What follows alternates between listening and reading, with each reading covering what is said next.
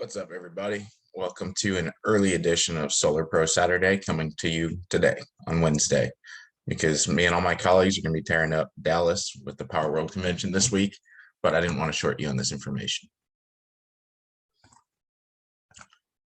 So today we are covering inverter sizing, and I will warn you, this is going to be a doozy. It's a long one. It's a detailed one. So strap yourself in, take breaks, do whatever you need to do. But there's some good information here.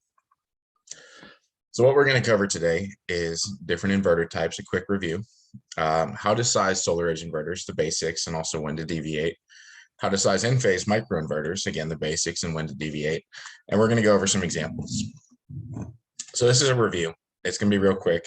If you want to see more on the different types of inverters in more detail, click over on my channel. I have a full video covering just this topic. So inverters 101. As you know, solar produces energy at the panel level in DC. Our homes here run on AC, and then the inverters are simply producing that DC to AC for the home to use. How they do that? Well, that's where they differ. So you've got micro-inverters. With this system, you have an individual inverter placed on the back of every single panel. So if a system has 15 panels, it has 15 inverters, and so on. These are most commonly from Enphase. You also have optimized central inverters. With this system, every panel has a power optimizer, but not an inverter attached to it. These optimizers adjust the voltage to allow each panel to produce independently to its maximum ability, given whatever current light conditions. Essentially, two different ways to make the panels function independently. Important here, though, is the energy remains in DC and is fed at high voltage, which has less current, produces less heat, less resistance loss, to a central inverter, which converts all the produced energy in one place to DC. And I apologize if you hear this background noise. I'm in Florida. It's summer, it's afternoon, and we've got a crazy thunderstorm going on outside. So how do you size SolarEdge? Well, one nice thing is they put the size right in the name. So if you look, if you have an SE7600, that's a 7600 watt inverter. 10,000 watts, 11,400, you get that story. When you're sizing a SolarEdge inverter, you want to look at the maximum expected real-time power output, as in what's the peak that that system could produce at any given time. As a general rule of thumb, the DC rating of the system can be up to 130% of the AC rating. For those of you in power, Solo is pre-programmed to actually allow up to 140% oversizing. And you'll see in a little bit when that can come in handy. For an example, if you have an SE 10,000, that has an AC rating of 10,000 watts, also known as 10 kilowatts. Multiply that by 130%, you get a 13 kilowatt system. So in an ideal world, that inverter would be paired with a 13 kW or smaller solar system. And that was actually my power going out. And thankfully, I have batteries on my system, so we're still in business. So again, 130% oversizing. When should you deviate from this? This is where it gets tricky, but this is what's important to truly understand. So SolarEdge inverters, like I said, they're sized off of maximum real-time power output. Why did I repeat this? This is the concept that should guide your decision-making. This is where your subjective approach as a solar pro comes in handy. Why can we go up to 130 or even 140%? Well, the DC rating on the panel is based off of the sum of the nameplate ratings of the panels. These are tested in lab conditions, not often replicated in the real world. As you know, a 400 watt panel hardly ever, if ever, is producing 400 watts in the real world.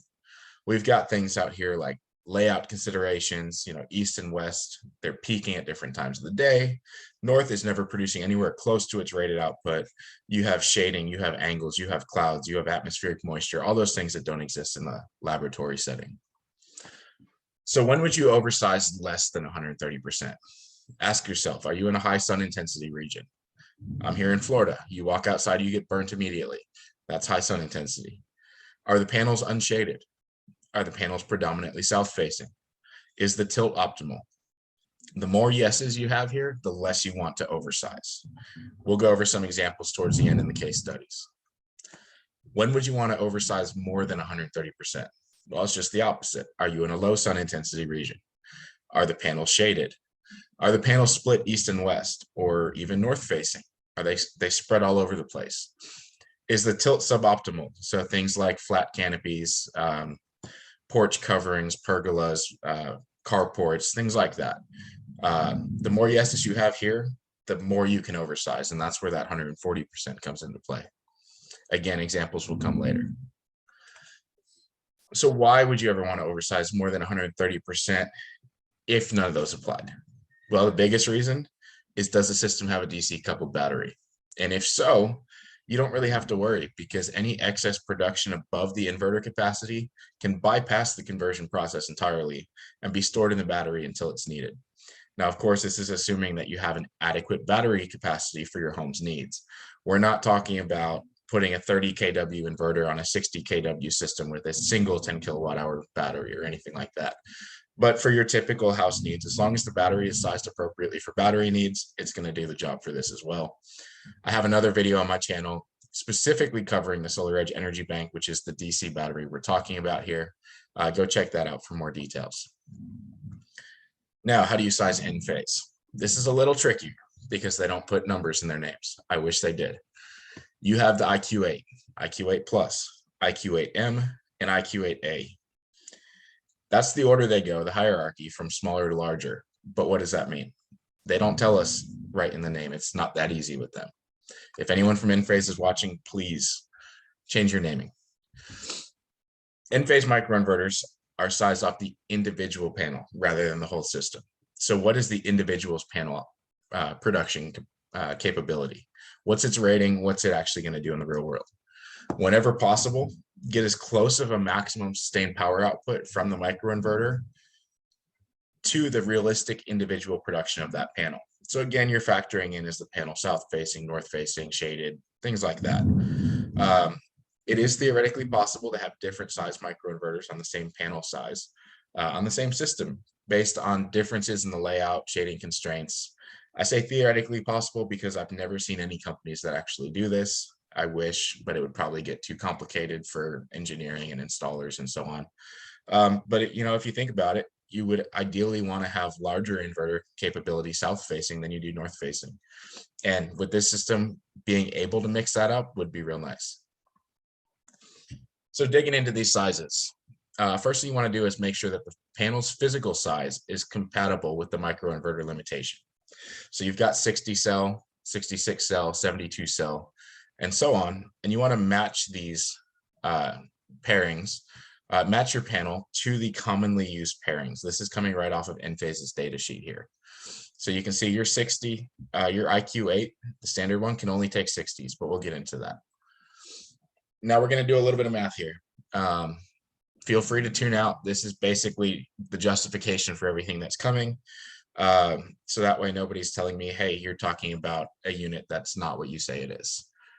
So Enphase's data sheets list the capability of the inverters in apparent power, volt amperes. We're talking about panels in watts. I'm going to show you how we get there. So you take your peak output for each panel, and you've got your power factor of 1.0.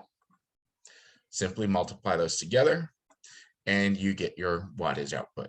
So because they're nice enough to give us a power factor of 1, the output rating in VA is actually equal to the output in watts. Why they don't just list it like that, I have no idea. But we're just going to run with it as watts. So we've got all these different sizes. Those of you who are on power with me, we've got 8, 8 plus, 8M, 8A. And then these are some commercial or foreign options here that we don't use in the US very much. The peak output power is the maximum power that can be produced for short peaks. That's your first line here. The max continuous power output is the max that this inverter can sustain. How much power can it put out over a prolonged period?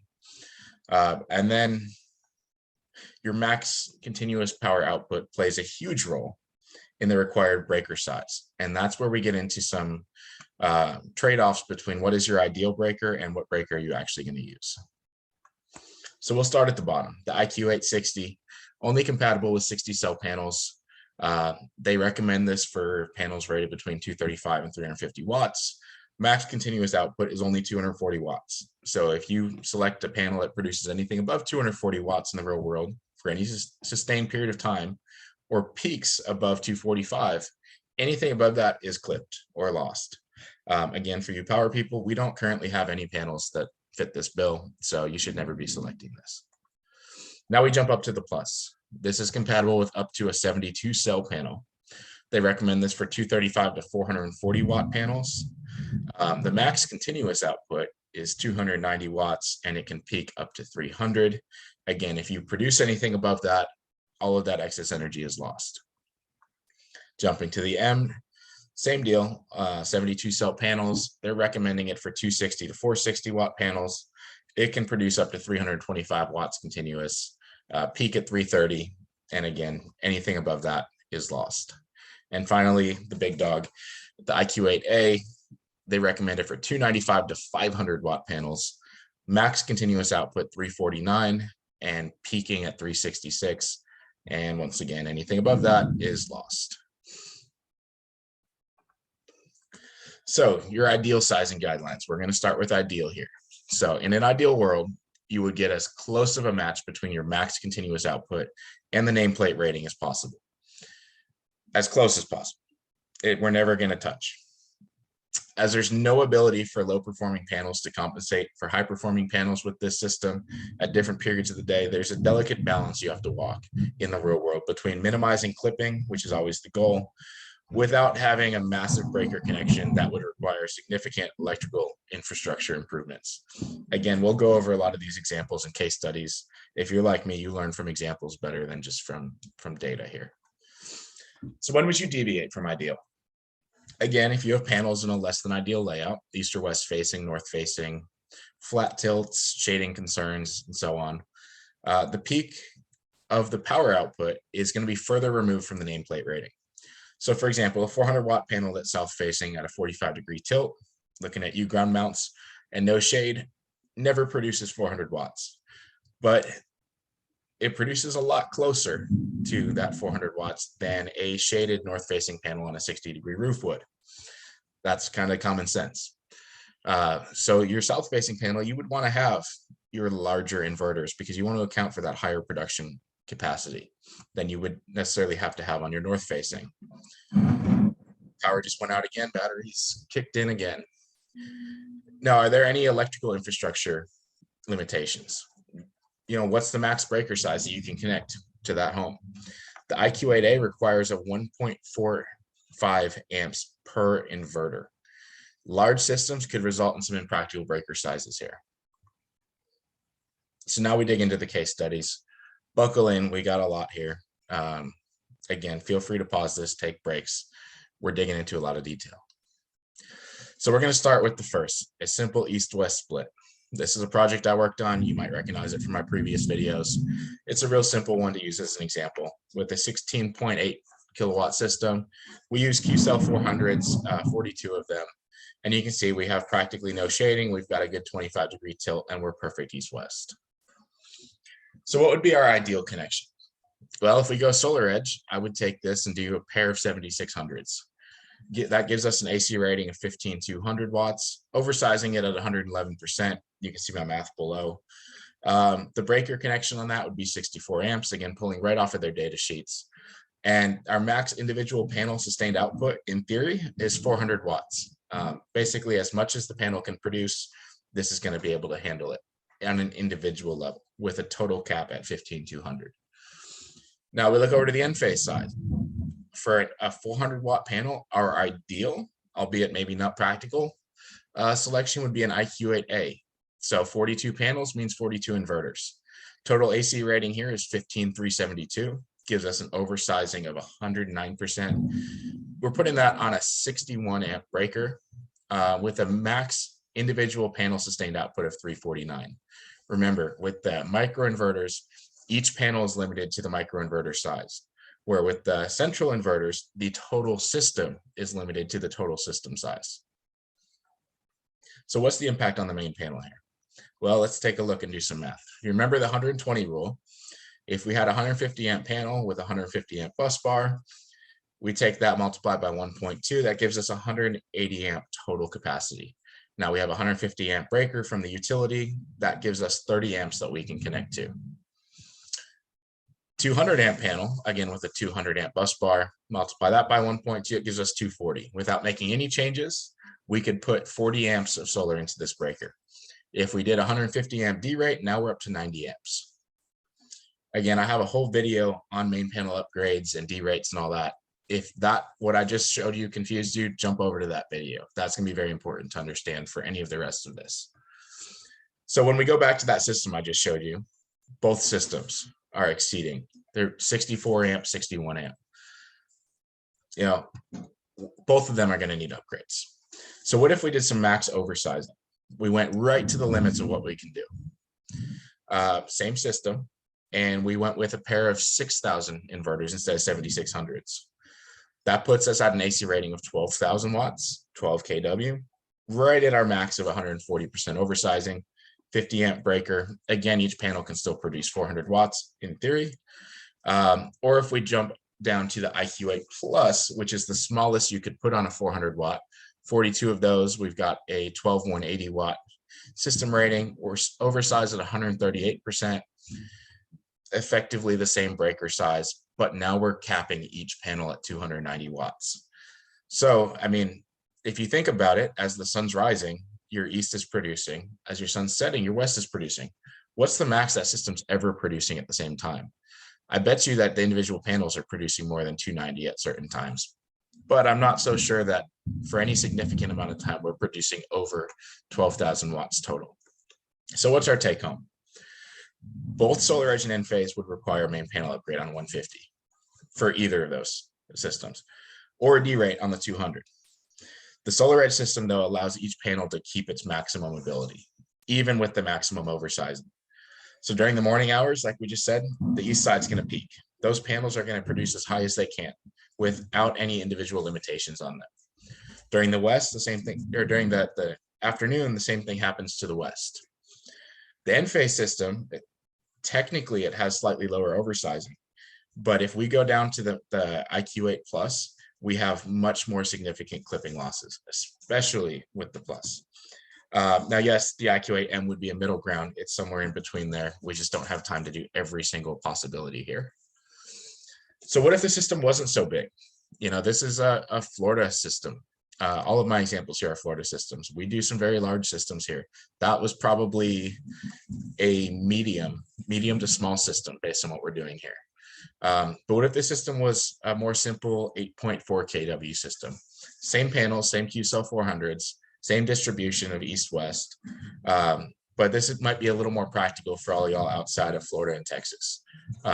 So we're going to look at this system again. Just imagine it's 21 Q-cell 400s instead for an 8.4 kW rating. In this case, I would go with the 6,000, SolarEdge SE6000 for an AC rating of 6,000 watts, oversizing it right at 140%. Breaker size, 25 amps. Again, each panel still unlimited. If we were going Enphase, we're going to go IQ8A. That's going to give us a AC rating of 7329 watts, oversizing at 115%. That's a huge difference, 115 versus 140% here.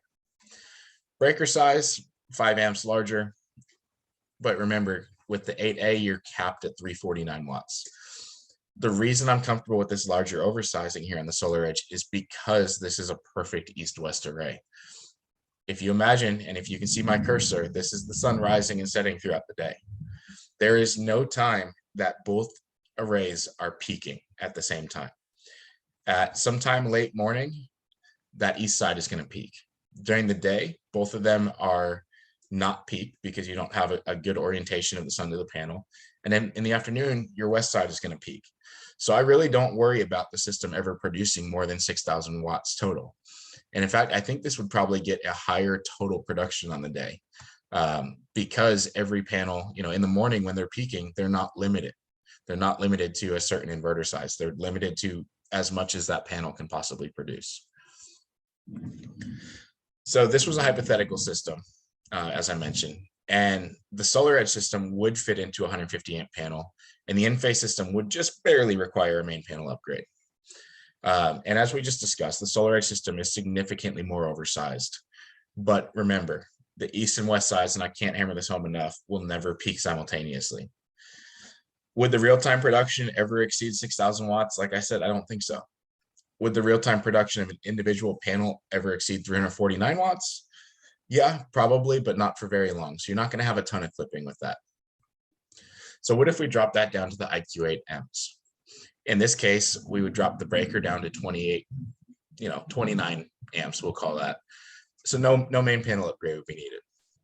The oversizing would increase to 123%. We're still within limits. But now our total individual panel output drops to 325 watts. Now we're going to get some more clipping because I'm much more confident that these panels are going to produce above 325 at their peak than I was with the 8A.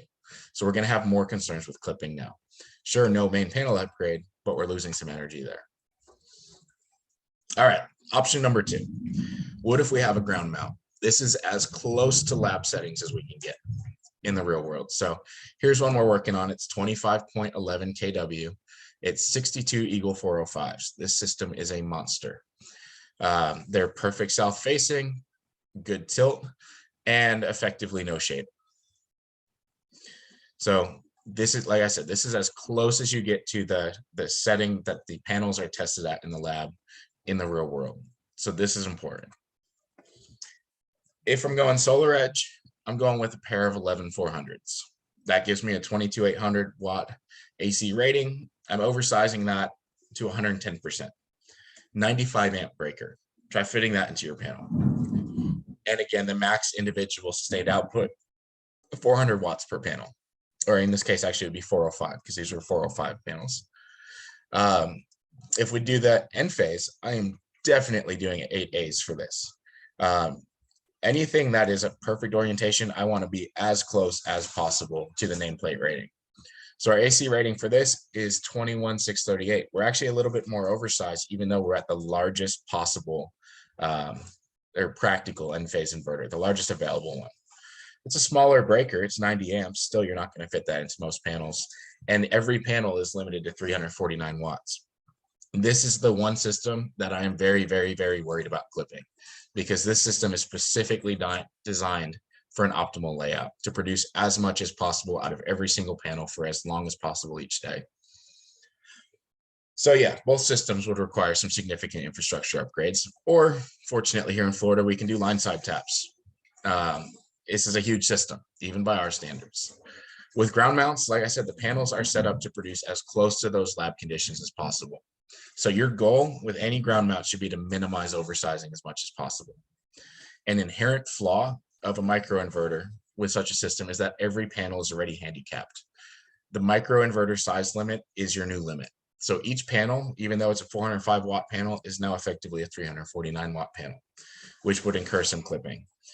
And in my opinion, going with anything less than the A for the microinverters, I would call that malpractice. That is drastic clipping on a system like this. You are robbing this homeowner of potential energy production, especially if you're in a southern state. I could never support going less than an A on a ground mount if you insist on going microinverters. So the counter argument, a ground mount defeats the whole purpose of a microinverter. Sure, it absolutely does. There's a reason why you never see microinverters in commercial grade, commercial size, utility size systems ever. So we're going to look at what would a microinverter potentially be better for. And this is what I call the panels everywhere layout. This is our typical new construction Florida home where the builders try to make our life as difficult as possible, sticking vents everywhere, giving us triangular roof spaces. And we end up sticking panels everywhere you can possibly put a panel just to try to get to a full offset. And in this case, even with every single panel, we weren't even able to. But everything that we can produce is saving them some money. So this is a 14.58 kW system using those same Eagle 405s. Like I said, we were just grasping for every last bit of production we can get on this roof. We've got 36 of them facing every which direction possible on the compass, tilted at 25 degrees. And this is a two-story home in a new build neighborhood that was just clear cut, so there's not a bit of shade in sight. If we go SolarEdge, I'm going with a single 11400 here. That is 128% oversizing. I'm very comfortable with that based on the number of panels that we have facing to the north. And that's going to require a 48 amp breaker. And again, not to beat a dead horse, but every panel is still capable of up to its full 405 watt capacity. If we go with Enphase, and we're going to be an ideal system here, we're going with the 8A again. Total AC rating now is 12,564, 116% oversizing, significantly less, but we already discussed that. And it's going to be a larger breaker because it's a larger AC rating. And each panel, so these south-facing panels are limited at 349 watts because of the inverter. So what's the take home here? Once again, both systems are going to require a main panel upgrade or line side tap on a 150. But this was a new build in Florida, so we know they have a 200. So it's going to just need a derate or line side tap. This is our average system here. We tend to use a lot of electricity. The SolarEdge system runs at a higher oversizing rate, still within our limits, but the panels are able to produce their individual maximums. And basically, you're compensating. The lower production of the north-facing panels are accounted for, and that's what's making up that oversizing.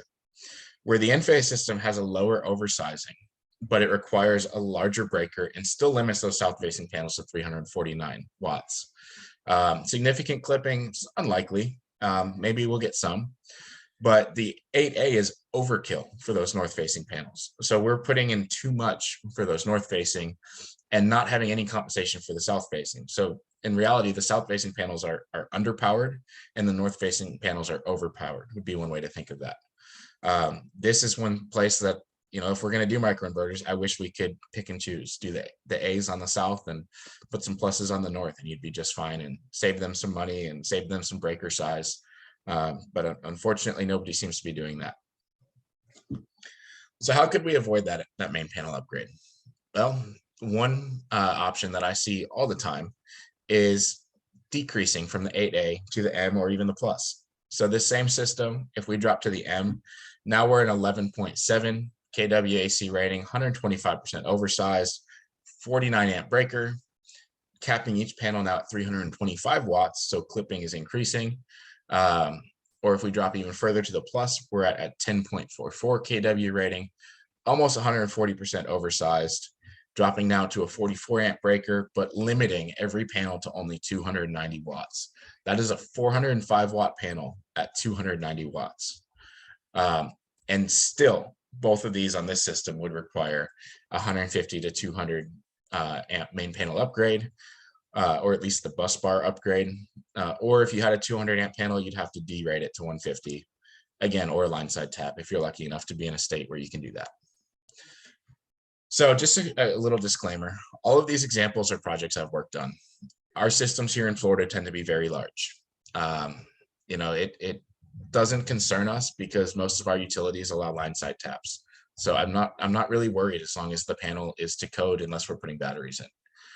But in states where the systems are smaller and you have in-panel connection required, the effects of larger oversizing without lost production are magnified, because you're able to get those larger systems onto a smaller breaker without having to do those big infrastructure improvements and without really losing any real-world production either. So other ways that we could avoid main panel upgrades, we could add a DC coupled battery. That's specifically with the SolarEdge Energy Hub inverter. Now we've got up to 200% oversizing. So that same system, I'd put a SE7600 Energy Hub on there. My AC rating is now only 7,600 watts, but I'm 192% oversized. But I'm on a 32 amp breaker, dropping that pretty significantly, and my panels still could produce up to their total 405 watt output, or as much as they realistically can. If, and that's a big if with this layout, this system is ever producing more than 7,600 watts at any given point, that excess simply bypasses the conversion portion of the inverter and is stored in the battery. That's the beauty of a DC coupled battery system. At 32 amps, we are super close. The system is 2 amps over the max for the 150 amp panel. But as we know, not all panels have the same breaker and bus bar rating. So if the bus bar was anywhere higher than 150, you know, for example, if it was a 150 amp breaker with a 175 amp bus, we're golden. If we're on the 200 amp, we don't even need a derate. We're golden. And this effect gets magnified even further when you get into some smaller systems. Like I said, I don't have any examples of those. I like to use systems that I've worked on, and probably about these are small to average systems with the exception of that ground mount. So our final take-home message: when a layout is ideal or close to ideal, minimize oversizing. I cannot emphasize that enough. Minimize clipping. So that's not just system oversizing, that's individual panel oversizing with micros. Ideal means south-facing roof without shade. It means ground mount without shade. Anything that is getting unobstructed sun throughout a large portion of the day, you really, really, really want to minimize that oversizing. If a layout's less than ideal, you can go bigger with the oversizing, especially with the SolarEdge inverters, because you're still getting the maximum individual production without requiring so many electrical infrastructure improvements. And like I said, not shown here, we don't really have these in Florida, so I don't have examples. But if you have roofs with incredibly complicated layouts, peaks all over the place, very segmented roofs where you've got small arrays of 2 to 4 panels each, you would benefit from the complete autonomy of microinverters for that system. The arrays are too small to allow efficient power optimizing with the SolarEdge optimizers. That's the system where those micros are 100% at home and where they take the lead. So again, everything here is a tool. You're the carpenter, you've got the tools in your bag. It's your job to figure out what's the best tool for the right job. So if you managed to make it this far, I commend you. If you have any questions, either shoot me an email, shoot me a text, comment below. I will be out of the office for the rest of the week. That's why this video is coming a couple days early, out at Power World in Dallas. If you're going to be there, make sure to say hey, and otherwise we'll see you next Saturday.